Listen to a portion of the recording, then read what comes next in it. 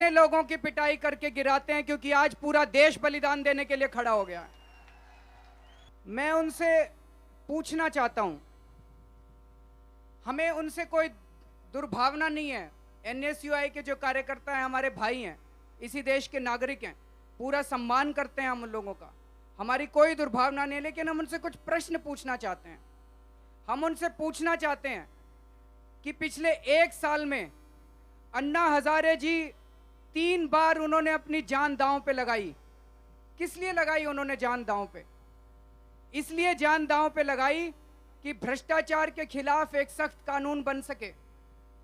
अन्ना हजारे जी को कुछ नहीं चाहिए, उनका ना आगे कोई है ना पीछे कोई है, उनका कोई परिवार नहीं है, एक मंदिर में रहने वाले फकीर हैं, कोई बैंक बैलेंस नहीं है, संपत्ति के नाम पे एक थाली है, एक चम्मच है, एक कटोरी है, एक ग्लास है और एक बिस्तर है जिस पे वो